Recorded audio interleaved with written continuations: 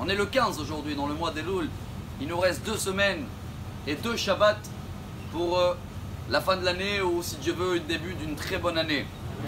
Je sais que chacun de nous connaît la Gemara très connue dans le traité Shabbat, page 118, au nom de Rabbi Shimon Bar Yochai. Il m'allait et Shamrin Bene Israël Shte Shabbatot Miyad Nigalim. Si on fait tous 2 Shabbats, on a la Géoula.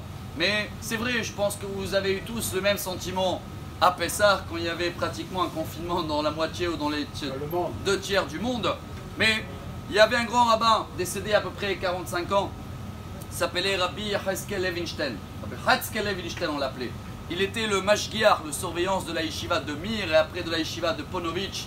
Et lui, chaque Shabbat comme celui-là qui est avant Rosh Hashanah, qui restait 2 Shabbats, il avait toujours le même discours. Et il disait, c'est vrai si on fait 2 Shabbats, il y a Mashiach, mais ça dépend pas que de nous. Si chacun de nous, il fait les 2 derniers Shabbats de l'année comme il faut, il a une Géoula, donc une délivrance individuelle. Ça veut dire tout ce qu'il a fait dans l'année, peu importe, il les efface avec ces 2 Shabbats. C'est une délivrance particulière.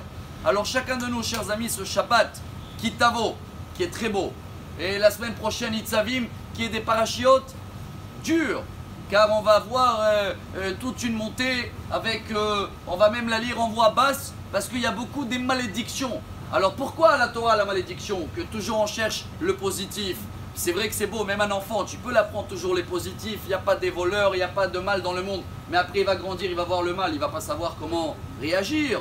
Alors Dieu il nous prévient, mais la très bonne nouvelle, c'est que même s'il n'y a pas beaucoup de bénédictions, et il y a beaucoup plus de malédictions, et bien tous les malédictions, on les a traversées. On les a traversées, surtout nous, le peuple juif et le monde entier, un sur un, et même celui-là, la dernière surprise.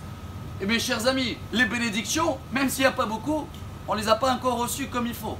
Et bien comme dit Rabbi Akiva dans le Talmud à la fin de traité Makot, page 24, vous vous rappelez quand il voyait les renards dans le temple, les ruines du temple, et les rabbins ils pleuraient, ils disaient regarde, avant il y avait le temple ici, aujourd'hui il y a une mosquée renard. Mais Rabbi Akiva il rigolait, il a dit Baruch Hashem, c'est une bonne nouvelle, c'est que si Dieu il a réalisé cette prophétie là, ou les malédictions, c'est sûr que les bénédictions ils vont arriver. Alors, chers amis, chacun de nous fait un effort, ce Shabbat et Shabbat prochain, pour avoir, si Dieu veut, une délivrance et effacer tout ce qu'on a fait comme dégâts, chacun particulièrement dans l'année. Nous sommes capables et on va rajouter un point qu'il faut se forcer à le faire, avec de la joie. Car à la fin, on va lire que tous les problèmes, ils arrivent car on manque de joie. On va terminer avec cette phrase qu'on la répète souvent, mais je crois qu'elle est très belle, une phrase chassidique. C'est pas marqué que c'est un péché d'être triste, et c'est pas marqué que tu es obligé d'être joyeux, sauf Sukkot. Mais le niveau qui t'amène la joie dépasse tous les mitzvot. Et la chute qu'elle nous amène la tristesse est encore plus grave que tous les péchés. Alors à nous de faire un effort dans ces 2 Shabbats pour avoir, si Dieu veut, une délivrance individuelle et collective. Shabbat Shalom. Chauffard du jour.